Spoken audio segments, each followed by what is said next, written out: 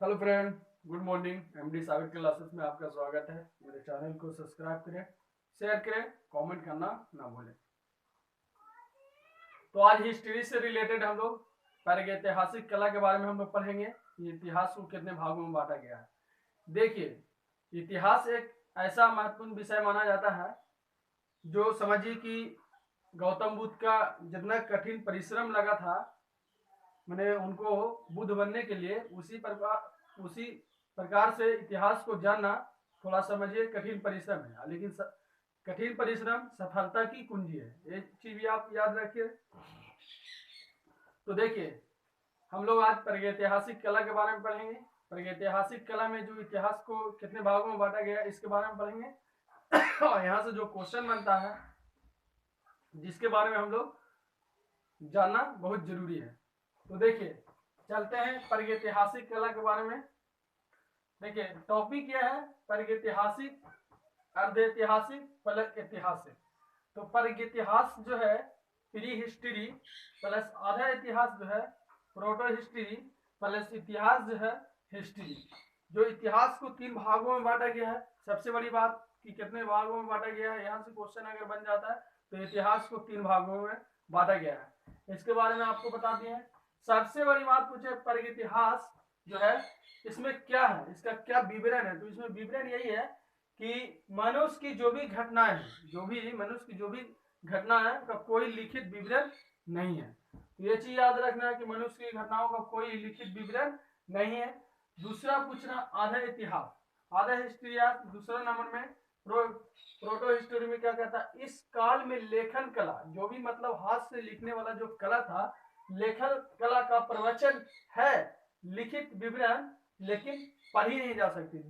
दूसरा जो है आधा ऐतिहासिक में क्या है कि जो भी लिखा हुआ चीज को मतलब लिखा हुआ है उपलब्ध है लेकिन उसको पढ़ा नहीं जा सकता। तो ये चीज हम लोग को याद रखना है कि पहला जो है प्रागैतिहासिक कला वो लिखित रूप से है।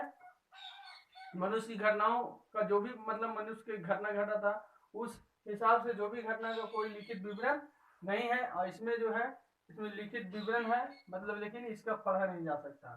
तीसरा है इतिहास।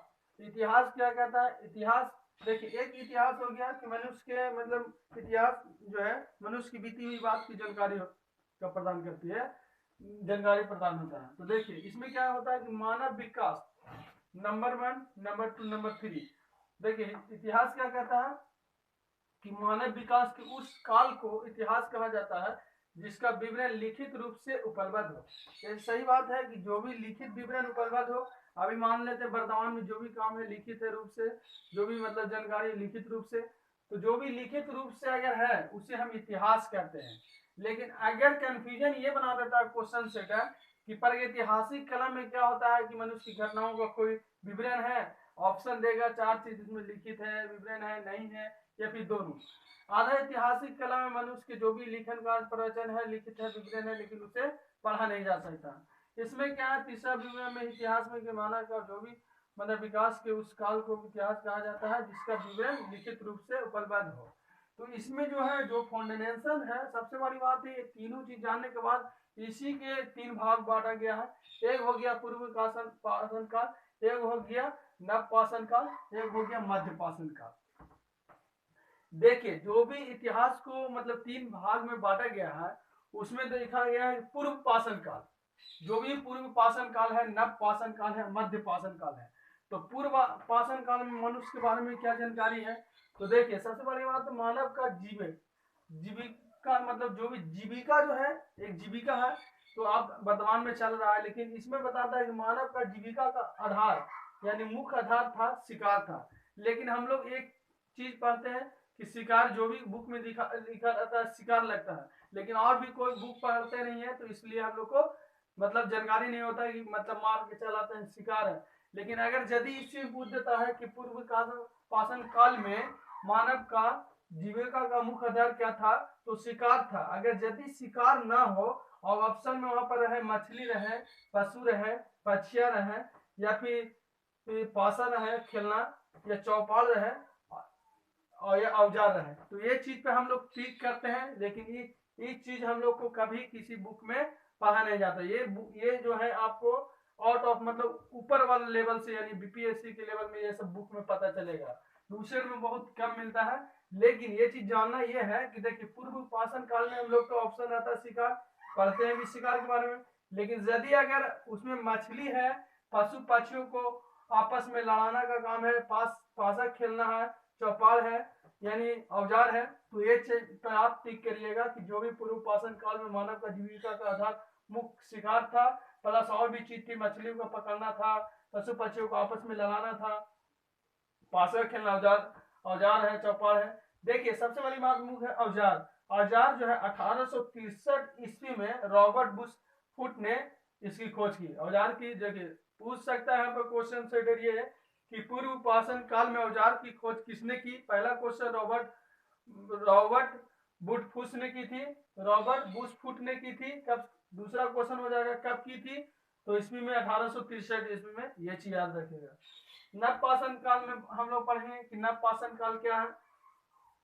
नव पाषाण काल, देखिए नव पाषाण काल, अपूर्व पाषाण काल, यहाँ पर ऑप्शन क्या है, यहाँ क्या था, मानव का जीविका का मुख्य आधार क्या था, शिकार था, हम लोग पढ़े थे। लेकिन नव पाषाण काल में मानव का जीविका का मुख्य आधार क्या है, कृषि है। तो ये चीज हम लोग को याद रखना है कि कृषि है। तो ये भी पूछता है कि नव पाषाण काल में मतलब किस चीज का विकास हुआ, तो ये मतलब कृषि का विकास हुआ, ठीक है ना। और कृषि का मतलब कृषि में क्या चीज, तो गेहूं और जौ, ये चीज याद रखना है। सिंधु घाटी सभ्यता में भी गेहूं और जौ है, तो ये गेहूं इसमें याद बहुत जरूरी है कि नव पाषाण काल में मानव का मुख्य जो जीविका का मुख्य आधार था कृषि था, मैंने खेती उती करने का काम इसी में था, तांबा था। देखिए हम लोग कृषि तो पढ़ लेते हैं, लेकिन और भी चीज के बारे में पता नहीं चलता, जिस हिसाब से इसके बारे में हम लोग को नहीं पता चला था, उसके बारे में हम लोग को देखिए कुल्हाड़ी हो गया, तांबा हो गया, कुत्ता हो गया, ठीक है। तो देखिए कुत्ता को नव पाषाण काल में कुत्ता को जो है पालतू मानता था, वो लोग क्या है, कुत्ता को पालतू रूप में जानवर माना, मैंने पालतू समझा। तो ये चीज हम लोग को याद रखना है। तो इसमें गेहूं का प्रमुख रूप से नव पाषाण काल में कृषि के अंतर्गत गेहूं का काल, गेहूं फसल सबसे प्राचीन फसल माना गया। देखिए नव पाषाण काल का जो विकास हुआ, प्रारंभ हुआ, इसके कब हुआ था, तो 4000 ईसा पूर्व में पहले हुआ था। तो ये चीज हम लोग को प्रागैतिहासिक कला के बारे में, ऐतिहासिक को 3 भागों को, इतिहास के 3 भागों को बांटा गया, इस चीज है। देखिए मध्य काल के बारे में एक क्वेश्चन पूछता है यही कि मध्य पाषाण काल क्या है।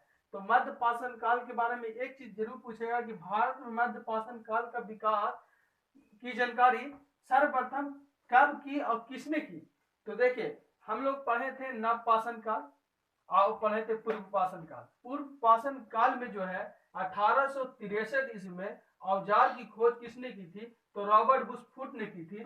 लेकिन जस्ट मध्य पाषाण काल में बोलता है कि मध्य पाषाण काल में भारत में मध्य पाषाण काल के विकास में जानकारी सर्वप्रथम 1867 ईस्वी में सीएन क्लाइकल ने की थी, क्लाइकल ने। ये चीज हम लोग को याद रखना है कि इतिहास के कितने भागों के बारे में मतलब बांटा गया है। उसके बाद दो उसका फाउंडेशन 3 था, उसके बाद में नव पाषाण काल, पूर्व पाषाण काल।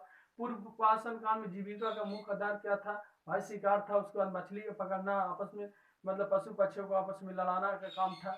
देखिए नव पाषाण काल में है कि मतलब इसका क्या जीविका का मुख्य आधार था, तो कृषि था, खेती उती करने का काम था। ये चीज हम लोग का है, गेहूं जो मतलब कुत्ता को पालतू मानते थे, तांबा थे, ये चीज हम लोग को याद रखना है। तो पूर्व का पाषाण काल, मध्य पाषाण काल तथा पूर्व का पाषाण काल, नव पाषाण काल तथा मध्य पाषाण काल। मध्य पाषाण के प्रारंभ में भारत में मध्य पाषाण का विकास के बारे में पूछे तो सीएल क्लाइकल ने की थी। ये चीज हम लोग को इतिहास के बारे में जानकारी मिलता है।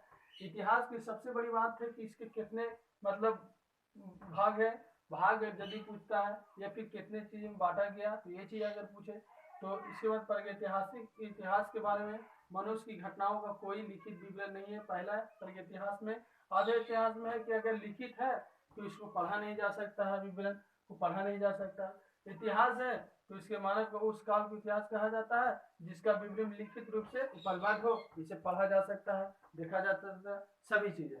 तो सबसे बड़ी बात हम लोग को यहाँ से क्वेश्चन यही है, पूर्व पाषाण काल प्लस नव पाषाण काल, ये मनुष्य का मतलब जीने का क्या आधार है, जीविका का मुख्य साधन क्या है, इसमें मछली पक्षियां शिकार ये सब हो गया। नव पाषाण काल से ये इसमें पूछ देता है, तांबा पूछ देता है, कंफ्यूजन ये कह देगा, क्वेश्चन दे देगा नवपाषाण काल, ऑप्शन दे देगा शिकार दे देगा, कृषि भी दे देगा, और दो चीजें हैं इसे उठा करके देगा। और यदि आप पढ़े हैं तो सटीक टिक को टिक करके आइएगा। तो ये मेरा आज का टॉपिक था प्रागैतिहासिक कला के बारे में। इतिहास एक लेंदी विषय है, इसको जानना बहुत जरूरी है। हम यही कहेंगे कि मेरा वीडियो तक लास्ट तक बने रहें और एक सब्सक्राइबर करें। और उसके बाद जो भी है हम अपने आप से ये कहते हैं कि आपको इतिहास के बारे में या और भी विषय के बारे में इतना अच्छा मतलब महत्वपूर्ण ज्ञान दे देंगे कि आप इसका हिसाब अपने आप में रखिएगा कि हाँ भाई कोई टीचर से या किसी भी स्टूडेंट से या फिर किसी फ्रेंड से हम ये चीज़ पढ़े थे। तो चलते हैं बच्चों, आज का मेरा यही टॉपिक था प्रागैतिहासिक के बारे में। प्रागैतिहासिक के बारे में आप लोग पढ़िए, तीनों चीज़ का फाउंडेशन दिया है। पहला जो 3 चीज़ में बांटा गया उसके पहला जो है, दूसरा है, उसके बाद तीसरा यहाँ है, फिर उसके बाद जो इसका फाउंडेशन बांटा गया पूर्व पाषाण काल, नवपाषाण काल, मध्य पाषाण काल। इसके बारे में क्या है भाई, मनुष्य का जीविका का मुख्य आधार क्या था, शिकार था। इसका जीने का क्या आधार था, कृषि था। इसी में देखिए इसमें इतना चीज बताया गया है, इसमें तांबा और कुल्हाड़ी कुत्ता को पालतू माना है। तो ये चीज हम लोग को याद रखना है मध्य का पाषाण काल।